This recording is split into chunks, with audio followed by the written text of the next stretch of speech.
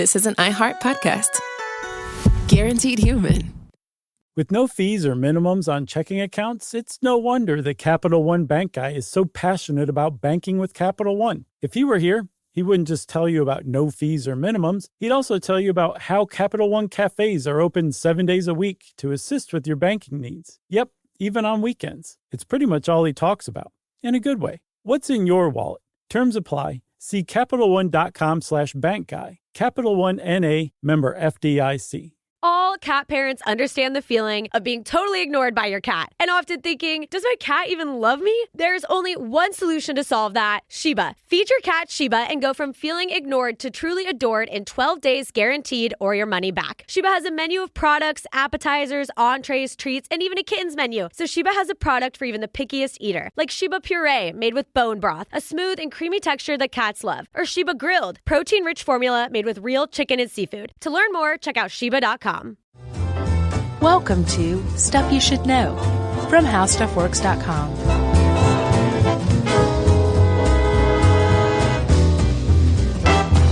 Hey, and welcome to the podcast. I'm Josh Clark. There's Charles W. Chuck Bryant. There's Jerry. So this is Stuff You Should Know. And we're here to say that you can do it. You can do it. You can accomplish those goals. You can get that Corvette. Shoot for the stars. Engage your passion. Ignite your fury. Ignite your fury? Sure. That's Man. my new one. I'm trying to get everybody mad. I want to go to your motivational seminar. Ignite your fury. It's called Igniting Fury with Josh Clark. That's pretty good. I know what Aaron Cooper's doing this week. How you doing? I'm doing pretty good, man. I'm feeling kind of pumped. Took some vitamin B12 today. I'm ready to go. Yeah, as you notice, I cut all that dumb hair off. Yeah, it looks good. I like it both ways. Yeah, Chuck 2.0 was Chuck 2.0 got too hot is the real explanation. Oh, yeah, that'll do it. And literally just drove to the place and said, all right, take it off. Mine, as you know as well, is gotten kind of longish. Yeah. And I've got like that 6th grade skater cut tick where like I'm like just kind of flipping it. Yeah, just twisting my head suddenly to the side to get the hair out of my face. Yeah, I think that was another reason I cut mine too. Was there was too much focus on it, personal focus, because it was like from you. You mean? Yeah, just like management and having to do things to it and like get it right. And I was just like, it's been so many years since I've had to focus on my hair. You had to go buy a whole new bottle of mane and tail. I just felt dumb, I think. Yeah. I was like, I'm going back to Chuck 1.0. Good for you, man. Yeah. And welcome back to Fight Club. Thank you. Let me see your fingernails. All right, those look acceptable. What'd you think about this topic? I thought that that the end would never come. What, like researching it? Mm-hmm. Yeah, I guess we know how we both feel about this then. It's not even, dude, I have to say, I got switched mid research. The tone of my research changed because of Nancy Besser. Oh. So here's the thing. This is my personal opinion. I'll give it at the front, and you can decide whether to listen to the rest of the episode or not. Okay. It's the motivational speaking is so flimsy and jelly-like. Okay. The whole field is so unscientifically based and just so prone to hucksterism in a lot of cases. Yeah. That I didn't even want to research it. I was just like, I hate this stuff so much. And then partway, I was doing my due diligence. I'm a professional, as you know. Yes. But partway through, I was reading in the How Stuff Works article about Nancy Besser. And so I went onto her site and did some more research on her. And I read her, I think like About Me or her mission or something like that. And I was like, actually, I don't disagree with anything this lady just said. Yeah. Like, that's great. Good for her. Good for where she came from. Good for what she's trying to do. If she wants to make some money doing it, awesome. Yeah. So saying that, it definitely changed course. It pulled me back from the brink, which I think was really needed because I was really kind of like, I was crop circling it. You know what I mean? Yes. And, she brought me back, and I appreciate that to her, and I'd like to find out how I can mail her some money. All right, you want to know my opinion? I like this. We're going to front load the opinions and then talk about them more all throughout.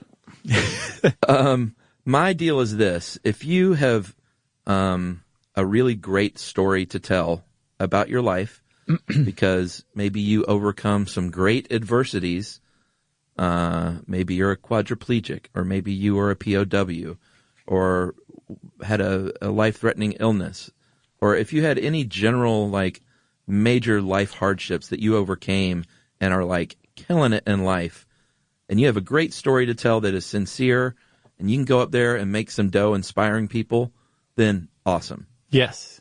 If you are just really good at holding a pep rally, and you don't have any big story in your life other than the fact that you were like, hey, I'm kind of good at this, and I think I can make some dough. And I've met these celebrities. And I've met these famous people, and they think I'm cool. I have two feelings about that. One is, if people are genuinely being helped, I'm not going to yuck their yum, then that's great. I think that's good for you to say. But I look at that other scene with a very wary eye, because it reeks of everything from taking advantage of people to sometimes it even sounded like Scientology. Oh, yeah, there's a lot of religious overtones to the whole thing. In that it would be like, well, buy this book, and then buy this one, and then come to this seminar, and then buy this thing. And it had all the markings of like a pyramid scheme almost. Mm-hmm. So I was like you. I'm kind of all over the place with it. And I think that's kind of the deal with motivational speaking is it takes many, many forms, from an inspirational person who has a great life story to someone who is just like, hey, I can hold a pep rally as good as the next guy. Right. I'll charge somebody $3,000 to listen to that. To, hey, here's a financial seminar where you can get rich. Right. Just give us a bunch of money first. Yeah. So it's really all over the map. Because it's, I mean, not that it should be regulated, but it's just it's kind of like the Wild West as far as what you can be as a motivational speaker.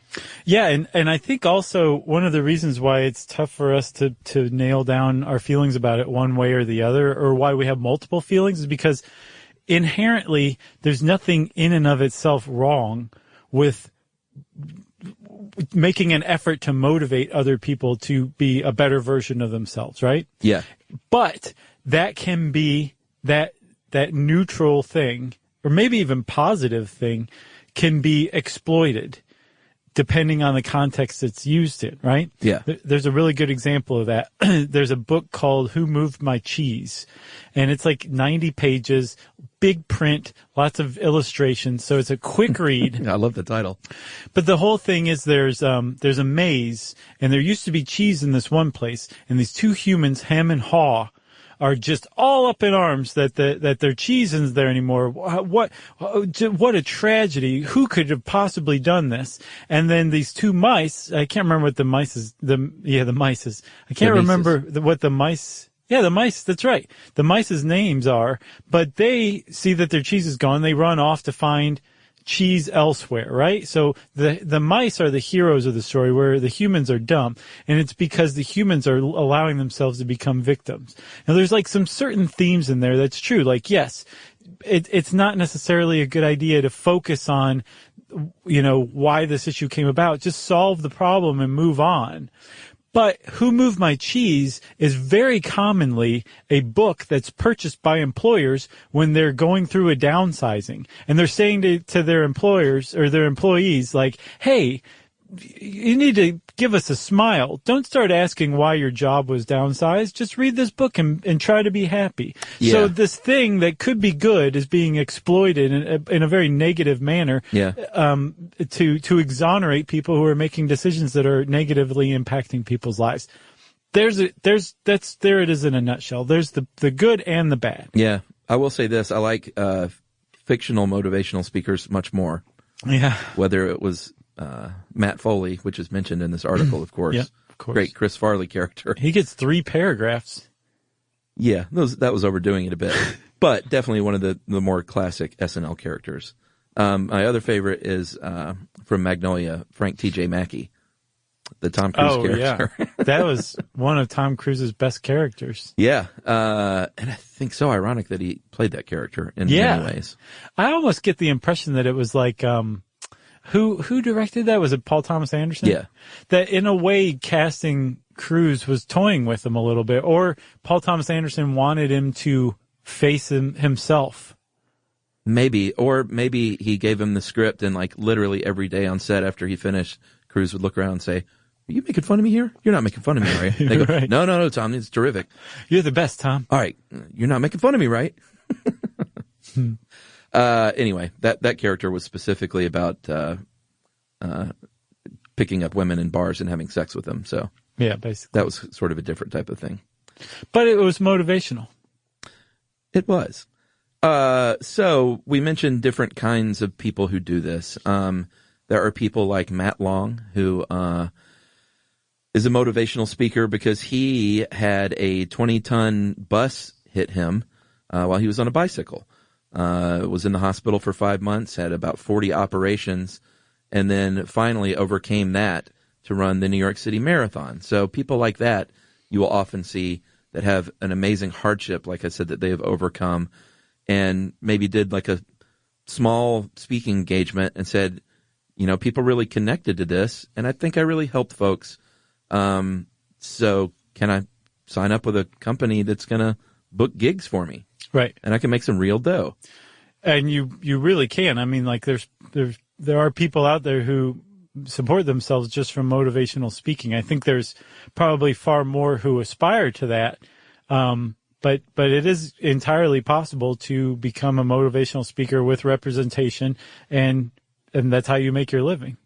Yeah. And you know what? I don't think we've ever talked about this on the show, but stuff you should know. We actually don't do motivational gigs, but we've done some corporate speaking on occasion. We have specifically told the people who are agents or booking it that we are not motivational speakers. Correct. And never to book us as such. And that we are not experts, but we're glad to come talk to your company, by the way. Yeah. How about that? I mean, you just let the cat out of the bag. You changed our lives for the better, Chuck. But long story short, because of this, we have talked and spoken with a number of agencies and representatives who act as the liaison between a company or a corporation or a group and the speaker. And so we've kind of got a little bit of an inside view on kind of what this professional public speaking is all about. Right. And one of the things that, we kind of do our thing, and we're not the best. We're not the best for people to sell because we're not like, we can do this and we're vivacious and we get up on stage and just rally people. We're kind of like, well, we kind of do one thing. So if you want us to do that, we can do it. Yeah. So it's sort of a narrower field, but it's niche. It is very niche. But if you do want to, if you think you have a knack, and this one woman in here, who was the one that said that she was always sort of the cheerleader in her group? Nancy Besser. Was that Besser? Yes. Yeah, she was like, I kind of always was just this person in life, and my friends, I would motivate my friends and my family and stuff. So if you have that kind of vivacious personality and you can get up on stage in front of people and you have a good story to tell that's sincere, then it might be something that you should look into. Right. That's another reason why I like Nancy Besser too. She's the only one in this article who admits that, yeah, anybody can do it. It's just, it's a certain type of, skill set, but not something you would have to be born with. Like anybody can figure it out. Well, and I think a lot of professional motivational speakers would probably be like, no, this is not for you. Well, yeah, Matt Long, the elite athlete, says like, no, not everybody could do it. Oh, he did? Yeah, he said, well, if it were easy, everyone would be doing it. So no. That was his answer to, can anybody do it? I think I would say my sense of humor, especially as Stuff You Should Know goes, is pretty self-deprecating. Sure. But I say this totally honestly, that if we can do it, we're proof that anybody can do this. Oh, yeah, we didn't have any experience getting on stage in front of people. No, right. Like, we learned it. again, we're not up there doing motivational speaking, No. but we're up there doing public speaking in front of groups who don't know us. And that's the key. Now, the next level, of course, is whether you can arouse positive emotions in the people out there, listening to you. And that I think takes a decent amount of practice. But there are techniques and there are methods that you can figure out, and all you have to do is a little bit of research. All you would have to research really is if you look up like how to be a motivational speaker, that is going to lead you to heartache. But if you look up sensible things like how do you motivate people, how do you give a dynamite presentation, all of these things, it's all the same stuff. It's just the thing that makes motivational speaking different is the through line is inspiration. You have an inspirational story. You're telling people that they can have a better life themselves, that it's in them. That's really the big difference between motivational speaking and any other type of public speaking. Yeah, I wonder if that guy who said that, wonder if in his thing, he goes, you can come over any adversity except public speaking, motivational speaking. Like, Right. don't try that. Right. Anything else you could probably do, though. The competition is thick enough. All right, well, let's take a break here. That was a good start. Oh, okay, good. And we will motivate you to come back and listen more right after this.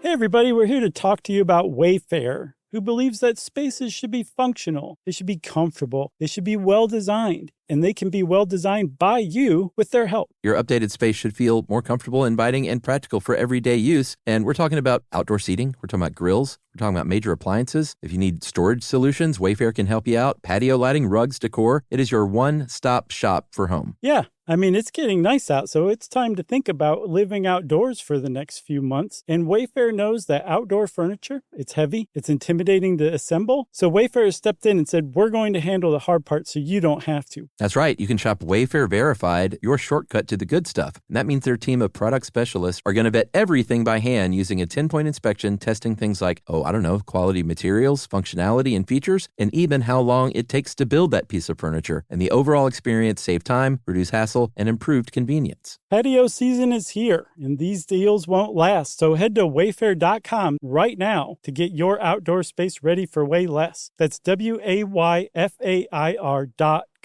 Wayfair, every style, every home. Spectrum Business keeps businesses of all sizes connected seamlessly with fast, reliable internet, advanced Wi-Fi, phone, TV, and mobile services. That's right. And Spectrum Business offers 100% U.S.-based customer support 24/7 to help you stay up and running. And they offer tailored connectivity solutions with packages built for your business budget. Yeah, so it's no wonder millions of business owners rely on Spectrum Business to keep them connected.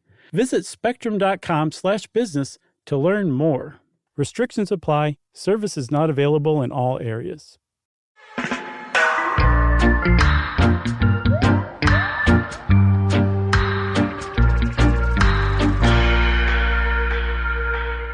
All right.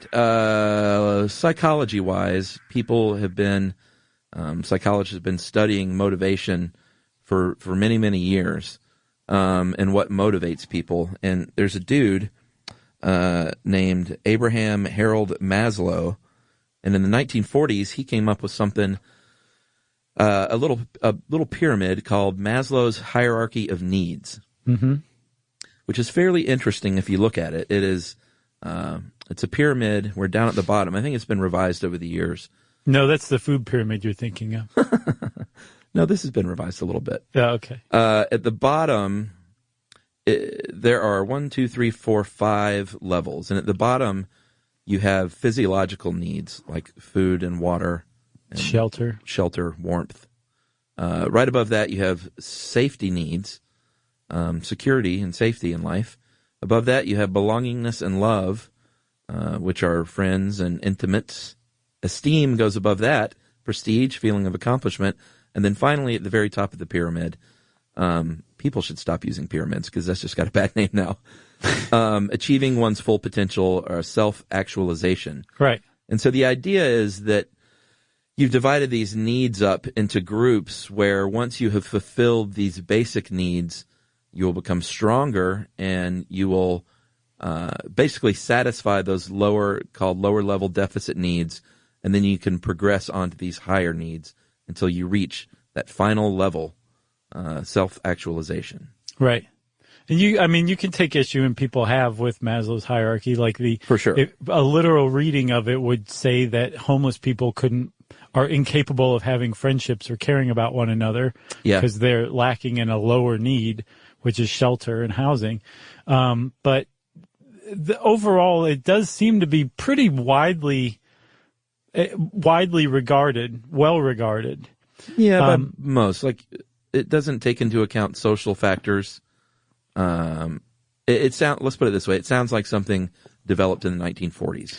Right. Yeah, and it's pretty elementary. It's not very complex, but it has formed the basis of a lot of psychology. For sure. It is pretty much the standard for motivational theory, from what I understand. Yeah. And it definitely forms a lot of the basis for motivational speaking in the motivational speaking industry, and the crux of what motivational speakers base their motivation on.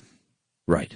So, like you said, you have this Maslow's theory, but regarded well or not, it's been around for a long time and is the basis for how to motivate people. And speakers use this in their own way. They have their own take on how they want to use it or whether they use it. And in Besser's case, she actually went to school. She went to graduate school and studied conflict resolution and emotional intelligence, which I think gives her a leg up as far as being schooled, at least, in things. She talks about how empathy is very important, and she's at least studied on it, you know? Right. Which is more than you can say for a lot of them. Did you interviewed Tony Robbins at one point for us, for our blog? I did. You remember that? I did. Yeah. I mean, that was like 7 years ago. I was part of, I don't know, there were like 4 or 5 other people on the phone. It was like a conference interview. That we were, but I mean, let's be honest, we were made to do this. Yes, very much so. It was in the evening. There was something else going on. I think a birthday party I had to step away from. Oh. But it was right before his TV show Breakthrough with Tony Robbins came out. And do you remember that show? I do. Very short-lived. Like it was extremely short-lived, but it was, they were selling like Super Bowl sized or Super Bowl price commercials for that thing. Yeah. Like that's how much the ad spots were going for on this. It was a huge event and it flopped very quickly, which I think surprised everybody because Tony Robbins he's huge, man. He's enormous. Yeah. One of the stats, 4 million people he reaches from 100 countries, has a net worth of about $480 million through his books and speeches and services. Yeah. And he's been at it for a very long time. A lot of people think that he started the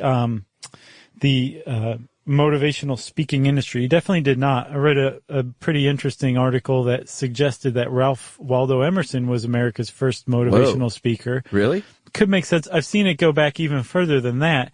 There's a lady named Mary Baker Eddy who ended up founding the Christian Science, I guess, church. Yeah, I've heard of her. She got together with a guy named Phineas Parkhurst Quimby. If Great that's name. not a mid-19th century name, I don't know what is, right? Yeah, or a new hipster Brooklyn kid's name. Yes, it is now. Yeah. And there's they came together and created what's known as the New Thought movement, which is basically said that if you think positively, good things will happen, which now this is just such a widespread thought, and it forms as much the basis of motivational speaking as Maslow's hierarchy. The idea that if you think positively, you're going to have an actual effect on fate, on destiny, on the universe, on your own future, right? But that makes zero sense whatsoever logically. And it it finds its roots back in these two people coming together. So that actually probably was the basis of the motivational speaking industry. And it continued on here or there. There were some luminaries that pop up between the New Thought movement and Tony Robbins. Yeah. You've got like Dale Carnegie, who wrote How to Make Friends and Influence People. Oh, yeah. One of the greatest selling self-help books of all time, and really introduced the concept of self-help to the masses. Dale Carnegie did. He was an interesting dude. And then you've got guys like Napoleon Hill, who wrote Think and Grow Rich, I believe. That sounds like something on The Simpsons, like a fake self-help book. It really was. And there's actually, Chuck, a really good article on Gizmodo called The Untold Story of Napoleon Hill, the greatest self-help scammer of all time. And you know how you like those long form articles? Oh, yeah. This one's long as it gets, I'll have right? to It's check that basically out. like a mini book. So the mid 20th century, you got people popping up. And then 1988, a young man named Anthony Robbins created an infomercial for his personal power program. Yeah. You remember that infomercial?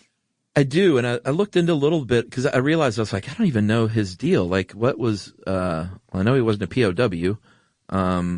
Like, I wondered what his story was. You're like, okay, check that box off. And from what I could find, and I didn't do a deep dive, but from what I could find, he worked for a motivational speaker, and I think was just like, "Hey, I can do this." Yeah. Is that the deal? Yes. Okay. From what I understand, and he was absolutely right. He did it. He's a cottage industry unto himself, Tony Right. Robbins. Oh, is. for sure.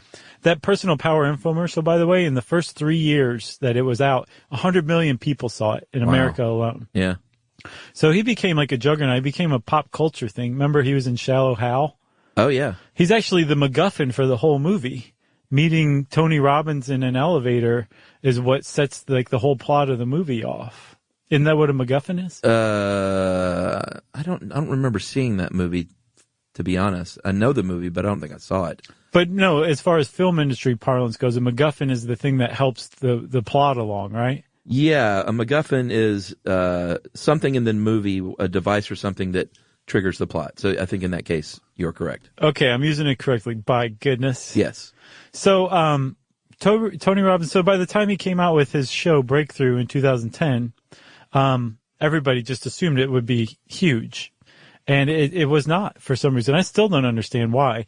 But if you watch that first episode, it's basically him going around and motivating people who have like enormous challenges up against them. And the first episode, still to this day, I just kind of am like, oh my gosh, I can't believe they did this.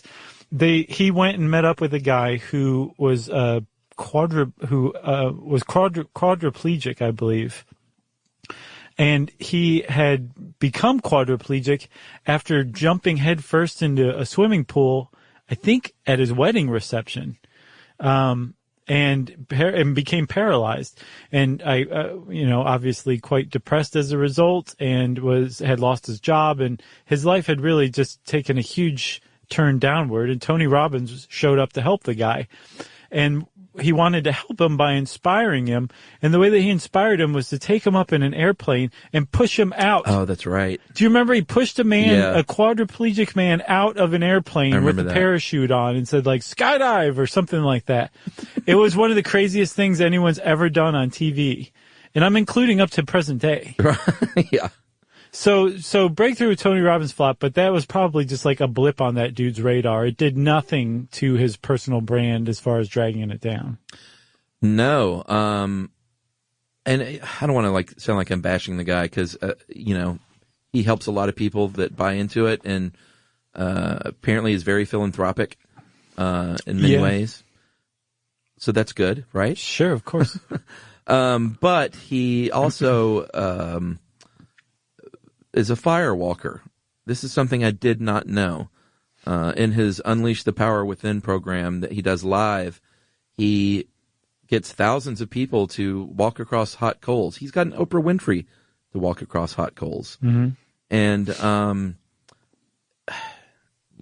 firewalking's, it's a real thing. If you look at it scientifically, what's going on is coals are not a very good conductor of heat. Right. So it takes about a second to actually feel that heat. And if you walk at a good clip, it's about a half a second. So what you're doing is not really, and I don't think he's saying there's some danger you're overcoming. I think in his case, it's you're overcoming a fear and taking part in a group activity. And that's where the benefit is like staring at those coals and doing it. I don't think he's saying like, look, it's magic. Because of me, you're not getting burned. I don't know. I think the premise of his firewalking thing at these conferences is to show people that they can overcome even physical problems like hot coals on their feet by using their mind. Oh, I thought it was a little more like the premise. fear. Okay. No, I think in reality that's what's going on. But I believe, from what I understand, that it's being presented that you can say something like yes or cool moss, and you're using your mind to overcome the dilemma of posed by the hot coals on your feet. Okay. Fair enough. Right. It all kind of went wrong in Dallas, though, in 2016. There was an event there where 30 to 40 people were evaluated. I think 5 people were taken to the hospital with burn injuries. And his spokesperson, Jennifer Connolly, said, you know what? Only 5 people out of 7,000 requested examination beyond what we had on site to examine people. And, everyone had a great time, basically. I have to say, statistically speaking, she makes an excellent point. Well, sure. And there's actually somebody in this article, what's her name? Weissman? The Irene attorney? Weissman, yeah, who really kind of put it well. She seems to be somebody who goes to these things. She definitely goes to Robbins' conferences. But she also seems to understand what's going on at them rather than like maybe buying into them lock, stock, and barrel. Right. And from what I've seen, someone like her, someone who approaches a motivational speaking conference with her own set of judgments and values about it, and is able to take that message and adjust it so that it works for her, rather than trying to take everything from the person wholesale and putting it onto you so that you're basically magically changed. Those people have the greatest chance of succeeding at whatever they're being motivated to do. Yeah. But she basically puts the firewalk like this. She was saying like the real magic is that there were 10,500 people waiting their turn to walk over these coals. Sure. And everyone was exuberant and calm and happy. Nobody was irritated or, like hurry up or anything like that. It was a neat communal feeling waiting in line to go do the firewalk. And she did the firewalk. She said it was cool or whatever. But it was more about the camaraderie in the community that developed in line waiting for the firewalk for her. It's a pep rally. It definitely is. And I think if you ask Tony Robbins, maybe he'll come on to the show and talk to us about it sometime. Okay? If you ask Tony Robbins, I would guess that he would concede that, yes, you could interpret his conferences as a pep rally. Oh, I bet he concedes nothing. I don't know. I want to say something, Chuck. Okay. I hold the skeptic community to account for not giving more ink to the motivational speaking industry. Yeah, I didn't see a lot, and I specifically looked from skeptic sites. Yep, me too. And it's almost not there. So that says two things. One, that skeptics either think that it is fine. Right. That's one. Or they think it's so ridiculous that it's not even worth writing about, which I don't think that's the case because skeptics write about some pretty ridiculous stuff. Well, I looked at this one article. I don't know if you saw it, from the guy who walked out of a conference, a Tony Robbins conference. Did you see that one? No, I didn't.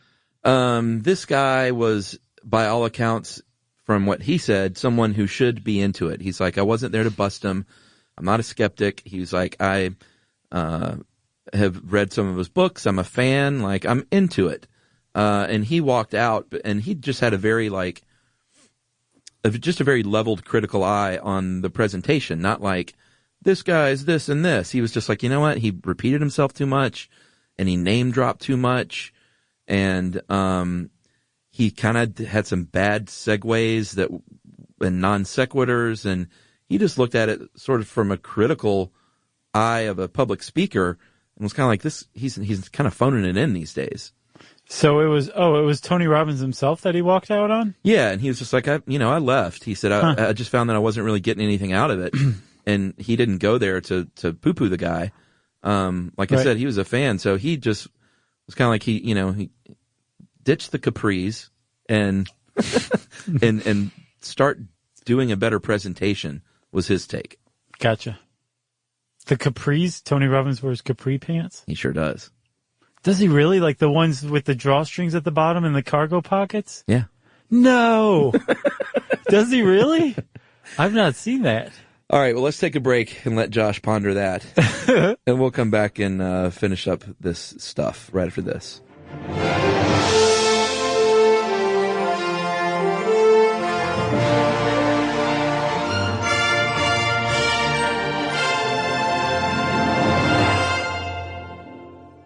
Spectrum Business keeps businesses of all sizes connected seamlessly with fast, reliable internet, advanced Wi-Fi, phone, TV, and mobile services. That's right. And Spectrum Business offers 100% U.S.-based customer support 24/7 to help you stay up and running. And they offer tailored connectivity solutions with packages built for your business budget. Yeah, so it's no wonder millions of business owners rely on Spectrum Business to keep them connected.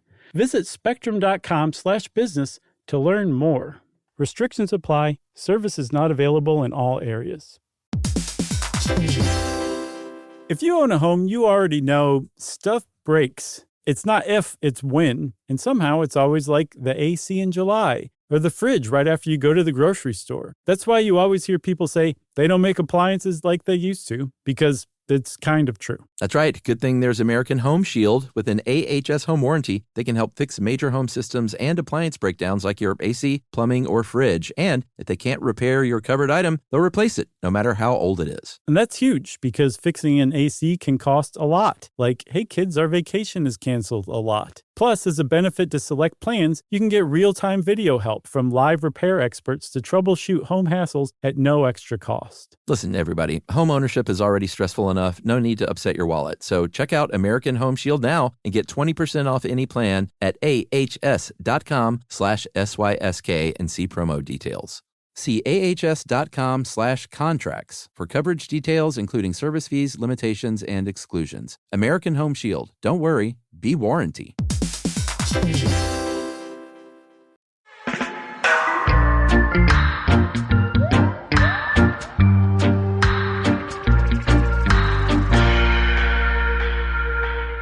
All right, so Tony Robbins isn't the only person out there that's made a ton of money doing this. They want to pick on him. No, and we should say a ton of money. His 6-day conference, I think it's called Date with Destiny this year and last year. Okay.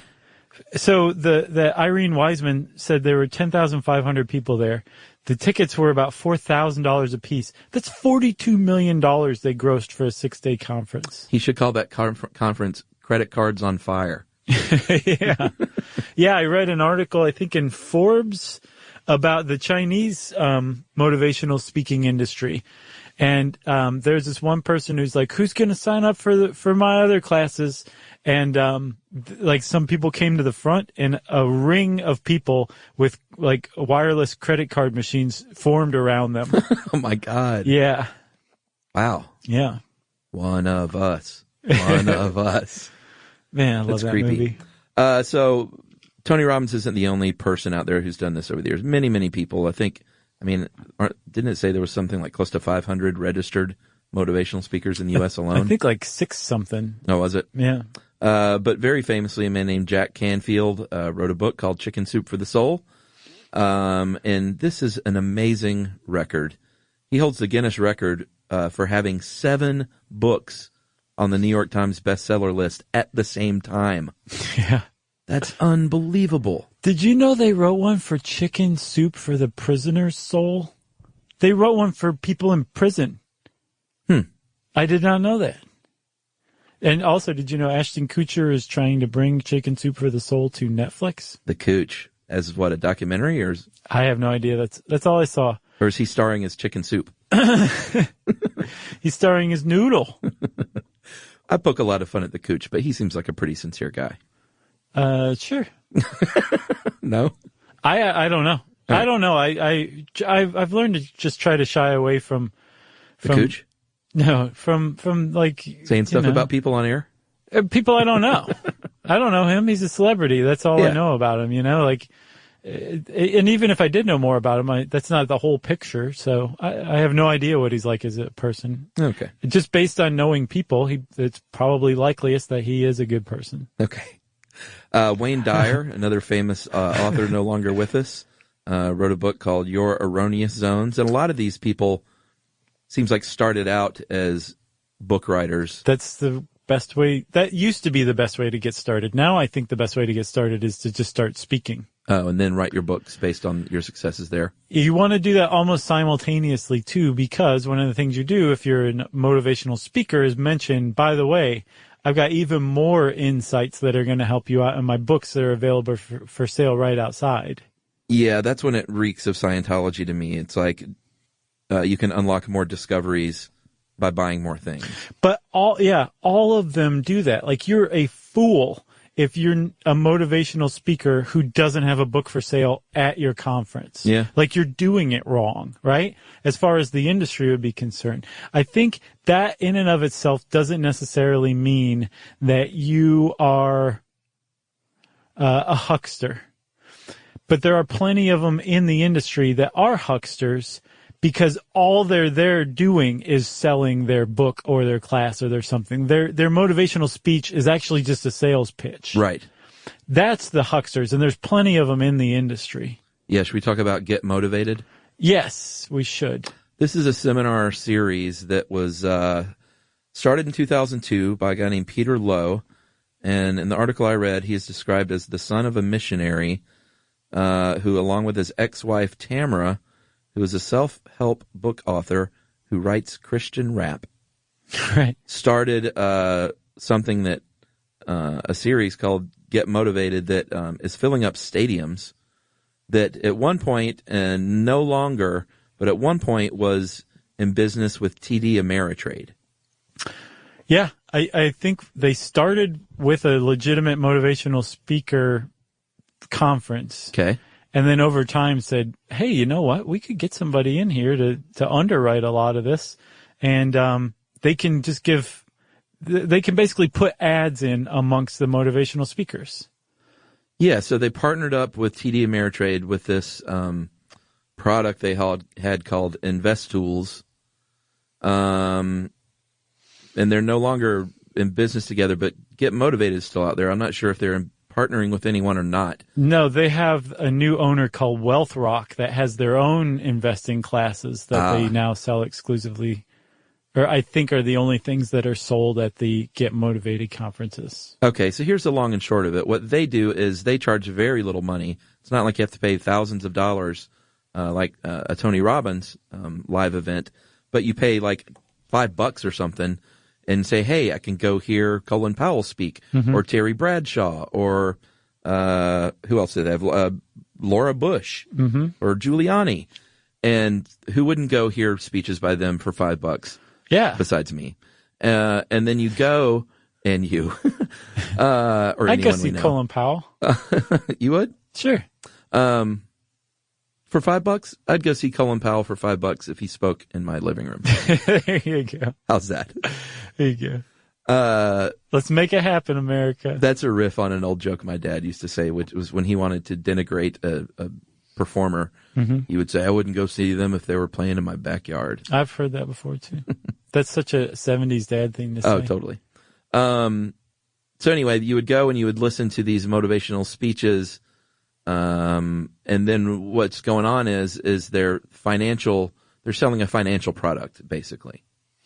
Right. And again, it's like you've got actual, like Colin Powell's not like, and by the way, have I mentioned how great TD Ameritrade's investment tools are? They've helped me out a lot. He's just paid a boatload of money to go speak. Exactly. And he's giving like a real motivational speech, right? And then after Colin Powell, you have some guy come up and say, hey, who wants a Corvette? and they flash a picture of the Corvette, and everybody raises their hand. He's like, you can have a Corvette too with invest tools or whatever, right? So the criticism of this is that these people are super pumped and ready to just do anything because they're feeling really good thanks to Colin Powell's speech. And then now they're getting the sales pitch that's being wedged in between these motivational speakers. So of course they're signing up for this and maybe without really fully understanding what's going on. Yeah. On the other side, the TD Ameritrade people say, how are you going to do a hard sell with, to 20,000 people in a stadium? You can't. Like that's ridiculous to say that these people had a hard sales pitch leveled against them. The point is that people who went thinking they were going to a motivational speaking event, a conference. Yeah. And it turns out the whole thing was just a TD Ameritrade ad to get them to give them their money for these investment tools that may or may not help them actually make money from that point on. Well, yeah, in 2009, InvestTools agreed to pay $3 million to settle allegations from the SEC that it let instructors mislead students into thinking they could make extraordinary profits and to claim they were expert option traders when their income was really coming from selling the courses. Yeah, apparently one of the instructors said the returns were guaranteed. Yeah. You cannot do that. And apparently you're also not supposed to say what percentage return you can offer. And they apparently said 17%, which is just ridiculous. And these are options that we're talking about. These are not like stock trades where, you can do a little research and figure out stock trades and you're not necessarily swimming with sharks. These were options.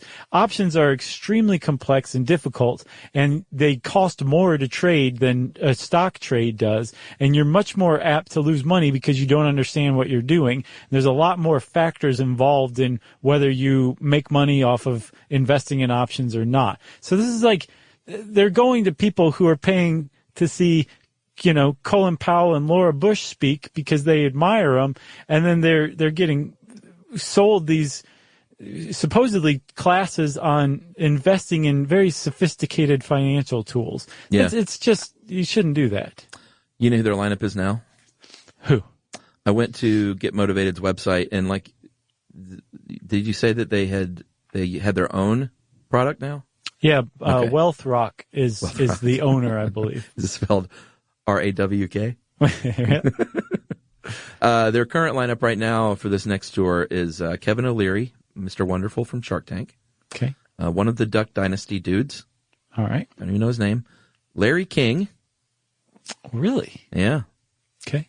A woman named Manjeet Minhas, who I believe I looked into her briefly. She's started breweries and wineries in Canada. Okay. Made a lot of money. Great. And then finally, rounding it out, Edward Snowden. That was a good one, man. That's I'm sure Edward Snowden, I want to be in the green room with Edward Snowden and the Duck Dynasty guy. Wait, you're joking about Edward Snowden? Oh, no, dude. That's for real. No. Yes. No, it's not. Yes, it is. What? And under his thing, it says, what does it say? I mean, it says entrepreneur below one and said Duck Dynasty star. And below him, it says whistleblower. No. Edward Snowden is doing this conference. Yes. Well, I'm going. I got to hear this. Yeah. Wow. Strange times. It is strange times. I got to say, I like what Wealth Rock is doing these days. In 2005, there was an investigative journalist named Steve Salerno who wrote a book called SHAM, which stands for Self-Help and Actualization Movement, called SHAM, How the Self-Help Movement Made America Helpless. And he kind of peeled back. He didn't hold any punches. Right. And he kind of peeled back the thin layer on this industry and basically said there's no science behind this, these techniques. There's no evidence that this stuff is effective at all. It could be just coincidence, or people may not be, maybe are not helped by this industry at all. Right. And he was saying just the law of averages says that if enough people try it, some of them are going to be helped, and they may even be helped just by other things or by things other than whatever the motivational speaker was telling him to do, but it'll be attributed to the motivational speaker. And if you get some people who are willing to give testimonials, then that just helps feed the beast, basically. Right. And if you're not helped, then the common line is, well, you're not buying in like you need to. Yeah, this is where it gets insidious to me. Yeah. It's where it's a built-in self-defense, I guess, deflection mechanism for motivation, the motivational speaking industry, which is, yeah, you're not enough of a believer. You don't have enough passion. You're not trying hard enough. Like, you're the problem. You're failing. You're the loser. You're committed to losing. That's another one too. And that's despicable to me. If you are deflecting blame from yourself and your own shoddy product that's not actually helping people onto somebody who is really looking for help, yeah, because they don't think that they have the real strength in themselves to overcome the adversity they face, I'm holding it back, man. Yep. Well, you sent that great article, 3 Reasons Why Most Motivational Speakers Are Dead Wrong. And that was one of the things that that this author, well, did you have his name? He is Hoffman. His name is Bobby Hoffman, PhD. Hoffman. Yeah, that was one of the things he brought up, that is that it's undebunkable, basically, because they can always just put it back on the person. Right. You just shouldn't do that. Yeah, it's not good at all. No. So, I mean, I guess in a nutshell, apparently in a nutshell was a Dale Carnegie thing. But in a nutshell, yeah, the motivational speaking industry, it can be good and can be bad, depending. Yeah, and I know we spent a lot of time in retrospect now kind of slamming it all. But like I said, good for you if you do have a legitimate, sincere hardship, overcoming a hardship life story to tell, and that helps people out, and you can make a buck doing it, then I think that's awesome. Yeah, and again, if you're somebody who's looking to be motivated by a motivational speaker, if what somebody's saying makes a lot of sense to you, it feels right, you feel good listening to them, reading their books, hearing what they have to say, more power to you. I don't knock that at all. No, just tread lightly and go into it with a intelligent eye. There you go. I don't want to see anyone get duped, you know? No. Okay. Well, that was our public service for the week. Goodness. If you want to learn more about motivational speaking, type those words in the search bar at howstuffworks.com. And since I said that, it's time for listener mail. I'm going to call this ghost fishing follow-up from Anthony in Charlotte, North Carolina. Hey guys, just finished ghost fishing and glad you covered this really important topic. I'm an environmental scientist who studies fish and water in North Carolina and have worked in this field all over the country. While the commercial fishing industry is extremely detrimental to marine life, recreational fishing causes a lot of fish to die in freshwater because of littering from it. And this is something I never really thought about as a seldom fisherman, too.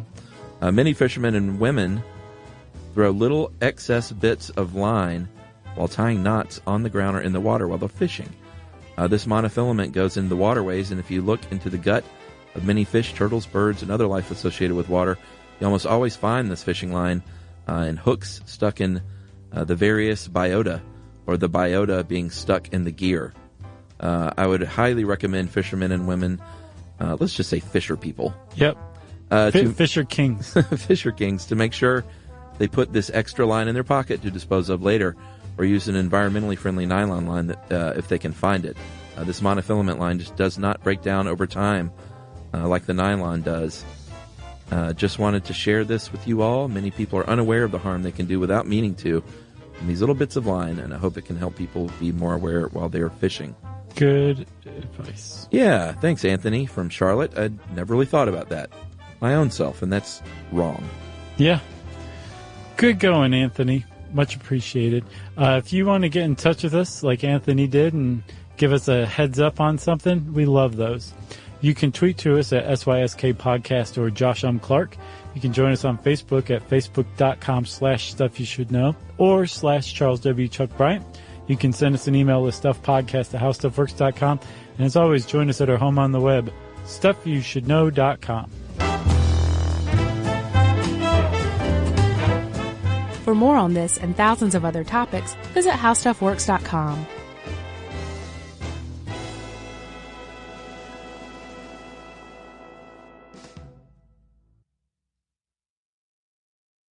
You know, you could be adored by everyone and still completely ignored by your cat. Trust me, I know. But if you feed your cat Sheba, you can go from being ignored to truly adored in 12 days, guaranteed, or your money back. Sheba has a full menu of products, appetizers, entrees, treats, even a kitten's menu. It's so cute, so Sheba has a product for even the pickiest eater. Like Sheba Puree, it's made with bone broth, their chef-inspired flavors. It's got a smooth and creamy texture that cats love and contains no corn, wheat, soy, or artificial flavors. It's food that your cat's gonna love. To learn more, check out Sheba.com. That's SHEBA.com. Introducing the all-new Mazda CX-5, featuring more connection. Hey Google, where's the nearest Pilates class? Safety that has your back. More discovery on the scenic routes. More passion in the details. And more control in changing weather. The all-new Mazda CX-5. More to move every side of you.